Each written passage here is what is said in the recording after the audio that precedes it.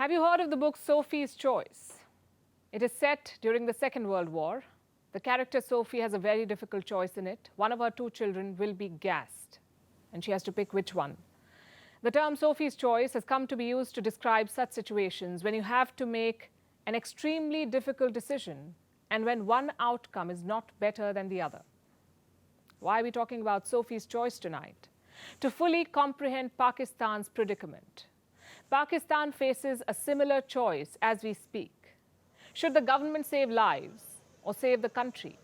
Should it help people who are dying or help the economy which is collapsing, which will then lead to more misery for the same people? The immediate crisis is this. There is a dangerous shortage of medicines in Pakistan. Many lives are at stake, but Pakistan does not have the money to pay for those medicines. That's because it is trying to avoid bankruptcy and not importing life-saving drugs. The crisis began in January, but now matters have come to a head. The import of drugs has been cut drastically in Pakistan. There are about 100 crucial medicines that Pakistanis need. They include drugs like general anesthesia, vaccines, cancer therapies, fertility drugs, and more. Last month, there was a shortage of basic drugs like insulin and Disprin, which is a medicine for headaches. And now the situation has become worse. At the same time, Pakistan is struggling to keep its economy afloat. It needs to shore up its finances, and that cannot happen without an IMF bailout.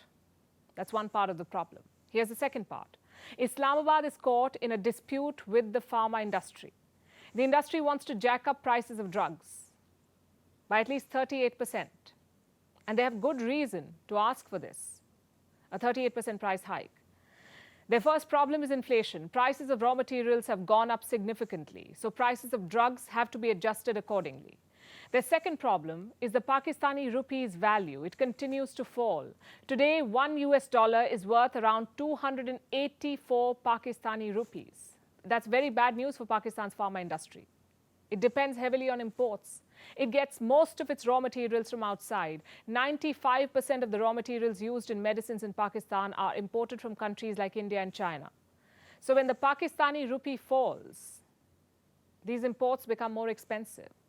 So inflation at home and higher costs of imports are squeezing the pharma industry. Many companies have stopped importing essential drugs. The industry faces a risk of collapse. The Pharma Manufacturers Association of Pakistan has spoken out. I have a quote from their chairman. Listen to what he said. The local pharmaceutical industry is on the verge of collapse because of no corresponding adjustment in pricing, despite a 60% increase in materials' cost in recent years. What is Islamabad's response? They have rejected these demands, and now some companies could be forced to give up. 3 weeks back, the pharma industry issued a warning. It said dozens of companies will be forced to shut down. Drug production has already dropped by more than 20%. Banks are no longer funding these companies. And guess who is paying the price of all of this? The patients. They're desperate. Many are resorting to smuggled drugs. These are obviously expensive, more expensive, but some of them could also be dangerous. There is a high risk of counterfeiting.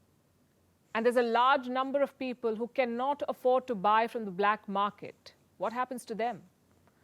The government of Pakistan has no answers. The crisis is fundamentally about the shortage of dollars and Pakistan's weak foreign reserves. Reports say Pakistan has just about $4.5 billion in forex reserves. The money may not last for even a month. And this is the choice that Islamabad faces today. If it uses the existing reserves to ease the supply of medicines, the country will be bankrupt. Like I said, there are no easy choices. What about the IMF bailout? So far, Pakistan has been unsuccessful in securing one. Islamabad needs $1.1 billion from the IMF immediately.